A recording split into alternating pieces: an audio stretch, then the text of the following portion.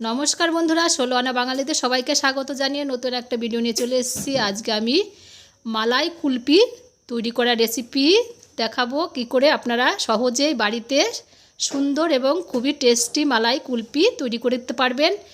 একদম বাড়িতে থাকা জিনিস দিয়ে কিন্তু এই মালাই কুলফিটা আপনারা তৈরি করতে পারবেন। বাচ্চারাও কিন্তু খুব পছন্দ করবেন। তাহলে আমরা দেখিনি রেসিপিটা। এবার কড়াই দিয়ে দিয়েছি, কড়াইয়ের মধ্যে দিয়ে দিয়েছি 1 টিস্পুন ঘি, তার মধ্যে দিয়ে দিলাম 2 টিস্পুন চালের গুঁড়ো আর 2 টিস্পুন গমের আটা। এটা কিন্তু গমের আটা দিয়ে করতে হবে। চালের গুঁড়ো আর গমের আটাটাকে ভালো করে আমি একটু নেড়ে নিচ্ছি। একদম মিডিয়াম ফ্লেমে এটাকে আমি ভেজে নেব, একটু লাল লাল করে কিন্তু এটাকে ভাজবো। আর এই কুলফিটায় চালের গুঁড়ো আর গমের আটা দিয়ে তৈরি করবেন, দেখবেন একটুও কিন্তু মনেই হবে না যে গমের আটা আর চালের গুঁড়ো দিয়ে কিন্তু এই কুলফিটা তৈরি করছি। খুবই টেস্ট হবে এবং সেন্টটাও খুব ভালো হবে। তাহলে আপনারা এরকম করে করবেন। এবার আমি নিয়ে নিয়েছি 500 ml গরুর দুধ। আপনারা চাইলে কিন্তু ফুল ক্রিম দুধ দিয়েও করতে পারবেন।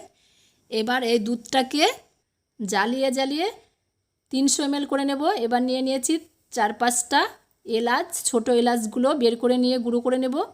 দুধ কিন্তু 300 ml হয়ে গেছে। ওর মধ্যে আমি দিয়ে দিচ্ছি চিনি, 4 টিস্পুন দিয়ে দেবো চিনি। চিনিটা কিন্তু অবশ্যই পরিমাণ মতো চিনি দেবেন, বেশি কম হলে কিন্তু কুলফিটা ভালো জমবে না। এবার যে আটা আর চালের গুঁড়ো ঘি দিয়ে ভেজে রেখেছিলাম সেইটা কিন্তু দুধ দিয়ে ভালো করে মিলিয়ে নিলাম, নিয়ে দুধের মধ্যে দিয়ে দিলাম, দিয়ে ভালো করে আবার মিলিয়ে নিচ্ছি, আবার একটু জ্বালিয়ে নিলাম। এবার এলাচ গুঁড়োগুলো দিয়ে দিলাম, দিয়ে ভালো করে আরেকটু আবার জ্বাল দিয়ে নিলাম।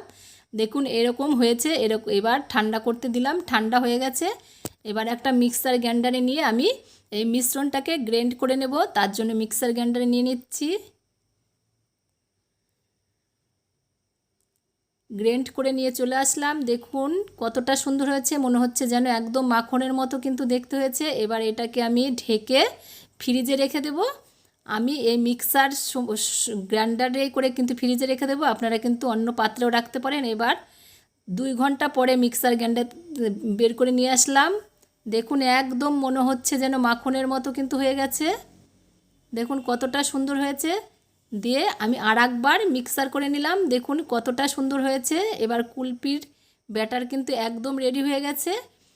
এবার অন্য একটা পাত্রে আমি ব্যাটারটাকে ঢেলে নিলাম, নিয়ে আমন্ড বাদাম আমি গুঁড়ো করে নিয়েছিলাম সেটাকে এর মধ্যে দিয়ে দিলাম। একদম মিহি করে গুঁড়ো না, একটু দানা দানা মতো দিয়ে এবার এরকম চায়ের পেপার কাপ নিয়ে নেব। এই পেপার কাপের মধ্যে কিন্তু আমি কুলফিগুলো জমাবো। আপনাদের কাছে যদি কুলফির মোল্ড থাকে তাহলে আপনারা অবশ্যই ওই মোল্ডের মধ্যেও কুলফি জমাতে পারেন। এবার সব পেপার কাপের মধ্যে আমি ব্যাটারগুলো ঢেলে দিচ্ছি। কুলফির ব্যাটারগুলো ঢেলে দিলে সবগুলো আমি কাপ ভরে নিলাম।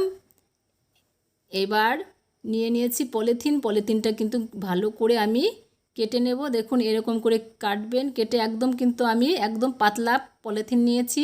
পলিথিনগুলোকে ছোট ছোট করে আমি কেটে নিচ্ছি। এরকম করে কাটবেন, কেটে কাপগুলোকে ভালো করে কভার করে দিতে হবে। দিয়ে রাবার দিয়ে ভালো করে কিন্তু এরকম শক্ত করে এঁটে দিতে হবে। যদি রাবার না থাকে তাহলে কিন্তু আপনারা সুতো দিয়েও বেঁধে দিতে পারেন। এরকম করে সবগুলোকে আমি রাবার দিয়ে আর পলিথিন দিয়ে কভার করে দিলাম। দিয়ে এবার পলিথিনগুলোকে একটা ছুরি দিয়ে ছোট ছোট করে ফুটো করে নেব। সবগুলোকে এরকম করে ফুটো করে নিলাম, নিয়ে এবার আমি স্টিকগুলো ঢুকিয়ে দিচ্ছি। দিয়ে 12 ঘন্টা কিন্তু আমি এগুলো ডিপ ফ্রিজে রেখে দেব। আমি বিকেলে এটা করলাম, করে পরের দিন 12 ঘন্টা পরে কিন্তু খুলে দেখাচ্ছি। দেখুন কতটা সুন্দর হয়েছে আমার কুলফি। এরকম করে অবশ্যই আমাকে কমেন্ট করে জানাবেন, আর করে দেখবেন অবশ্যই ভালো লাগবে। খুবই টেস্ট হয় কিন্তু এই কুলফিগুলো। করে খেয়ে অবশ্যই আমাকে কমেন্ট করে জানাবেন। আর আমার ভিডিওগুলো যদি ভালো লাগে অবশ্যই লাইক করবেন আর বেশি বেশি করে শেয়ার করবেন। যে বন্ধুরা এখনও পর্যন্ত আমার চ্যানেলটিকে সাবস্ক্রাইব করেনি তাদের কাছে অনুরোধ রাখছি আমার চ্যানেলটিকে সাবস্ক্রাইব করার জন্য। সবাইকে অনেক অনেক ধন্যবাদ দিয়ে আমার ভিডিওটা এখানে শেষ করব। আর পাশে থাকা বেল আইকন বোতামটি অবশ্যই ক্লিক করে রাখবেন আমার নতুন নতুন ভিডিও পাওয়ার জন্য। সবাইকে অনেক অনেক ধন্যবাদ।